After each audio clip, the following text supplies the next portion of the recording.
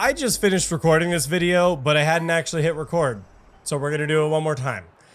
I just finished a full 8-hour stream of Wuthering Waves. It's currently 3:56 a.m. I'm hoping to have this video up by 9 a.m. for you guys. And I want to give you my day one impressions of Wuthering Waves after a full 8-hour gameplay session. Talk about where I've made it to and how I feel about the game so far. I'm going to give a day one, probably about a 1 week and maybe a 1 month kind of impression, and really kind of encapsulate my feelings, some of the feedback, and kind of gut response to some of the game. So switching into the game here, as you can see, I do have Encore, and it was admittedly probably the character I wanted the least in terms of the 5-star characters for me personally, but I will say it has been interesting getting some hands-on experience with her kit and her playstyle. It's been a lot of fun. How I managed to get her is from the convene. Everyone wants to know about the gacha, what it's like, is it good, it's bad, free to play, friendly, that kind of stuff. So far, I'll say it's fairly middle of the road. It's not the stingiest gacha ever, but I'm not going to say it's the most generous either. Fairly middle of the road in that way. There is this starter banner that you get up to 50 pulls that will guarantee a 5-star. I managed to get Encore on 20, which was nice.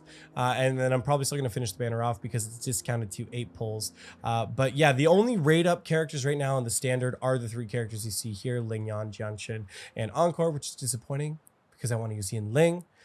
So I'm hoping she has a rate up banner as we continue on. Then on the rate up banner right now, there is Ji Yan. I admittedly have not done any pulls on this. I have not been awarded any kind of this like special Radiant Tide to pull on his banner. If I had done that, it would have strictly been from the premium currency, but very similar to what we've seen in Genshin, for example, where it is a first time 50-50. Rates are about the same. There's 3 rate up characters. All happen to be the red-haired characters, by the way.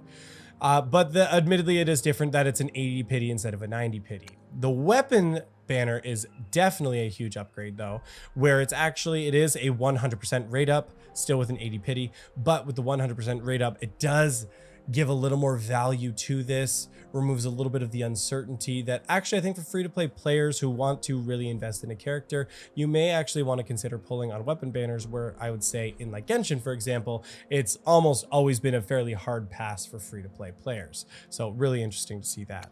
But then they also have the standard rate-up banner, of course, that has all of the 4 stars, and then these 3 characters right now, and then a standard weapon banner where you get to choose it. So like I said, very similar. In the shop, they do have a similar coral currency that you can use to buy pulls, where you can get the exclusive rate up pulls, and you can get some of the standard pulls here. So different things that you can see. Actually, you know what, for the video I can do a 10 pull right now. Actually, now that I'm looking at how much asterite I have, we just bought that from the shop. We've got 7 and we can do 1. Let's see if we can get some video luck real quick. 160, we're gonna spend it. Any luck? Nope. No luck. Okay, fine. What? Any luck on the 4 stars? I've only managed to get Sanwa as an additional 4-star beyond this, the other characters you get as in the base game. Hey, Mortify. Okay. Not complaining. I do really want to try him out, so I'm excited to do that. Oh, sick. And we got the Jinzo Keeper. I actually could use that on Encore. That's actually a nice addition that we got there. But cool. All right, fine.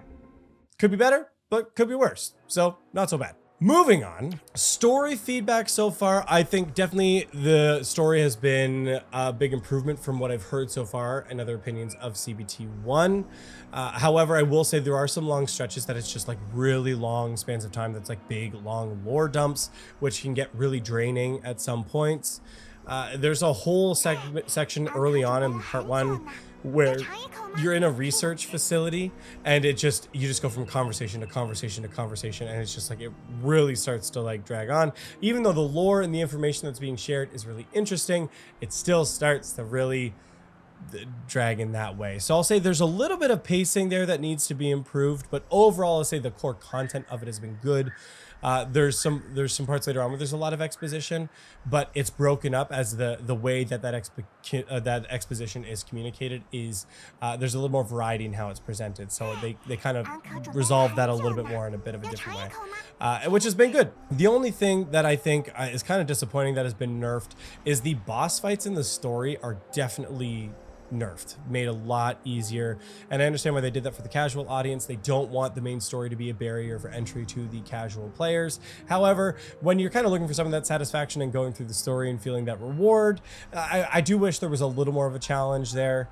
I wish there was like kind of like a hard mode of the story that you could enable that might help that, just to, again, feel that reward. But I will say, even though you're not necessarily getting that hyper competitiveness from the story mode, there is still obviously the boss challenges that you can go back and do as you're going to be farming those bosses for echoes. And there is definitely more increased difficulty here. I've been going through and just fighting all the different bosses so far. I've not fought all of them, so I'm not going to give a huge in-depth walkthrough of any of those or anything. But I will say, when I went back and fought Crown this again, just to kind of get that experience, that was the first time I had characters actually die. And it was a really fun skill moment where I was able to push it solo with Rover. And it was a holy skill moment because I had still level 1 weapon on and only a couple echoes. And it was like, he was so under leveled and we still managed to clutch it. It was a great moment on stream. And so that's why you should join the streams, because you miss out on great moments like that. But it was a lot of fun. So you're definitely still going to get some of that engaging and exciting boss combat from those boss game modes, probably less so from a competitive combat experience in the story mode, but the story mode has still been pretty good so far, other than some of the pacing stuff that I previously mentioned. In terms of progress, I don't have, or like character leveling and progression, I don't have a huge amount of feedback on that so far, simply because I feel like I'm in the early progression portion of this game, which when you're in this portion, you are just slapping echoes in. You're not doing a lot of actual character building. You're trying to optimize stats and kits. It seems to be like you just need stats on there, so you put echoes on there, and that's kind of been the experience so far. You can see they have really simplified the system, where it seems to be there are certain kit bonuses, like for example, any of the echoes that have this fusion symbol on them, you can have a 2-piece bonus, or you can have a 5-piece bonus, where you can have that applied, and that bonus seems to be able to drop on a variety of kinds of echoes, which has been interesting to see. As you can see here, these are the same echo, but they have the same or different elemental kind of kit bonuses, and then the stats on them do change in our RNG in that way. And so I'll have a little more feedback, I think, on the ecosystem as things progress, but right now, like I said, it's just going through and clearing that. I will say, when echoes do show up, it's a great feeling, because they show up in the open world when you're just fighting enemies, and all of a sudden an echo will disappear. That's always a great experience to have that happen. I do really like how that operates within the world. From a design perspective, one of the pieces of feedback that I know we've heard about from the game as well is the adjustments to the color palette. I will say, for me, it has been hitting.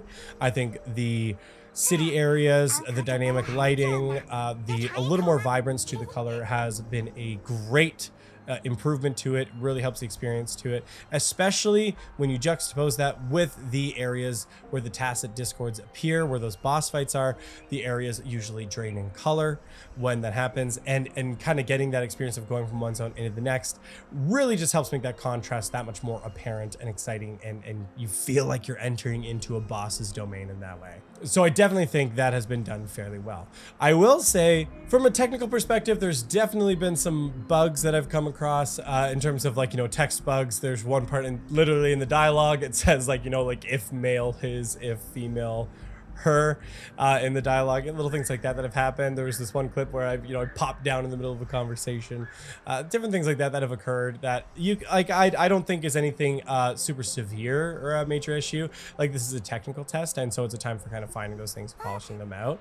I would say overall, though, it's been okay. A little bit of frame droppage here and there, but I think with a little more optimization, I think it can definitely do that, especially because I've been trying to push the quality on my PC, and it seems to be, yeah, doing pretty well there. I don't have a super high-end PC, so getting I'll say the playthrough experience that I have been on, the image quality that I've been pushing it to, it's doing pretty well pretty well so far.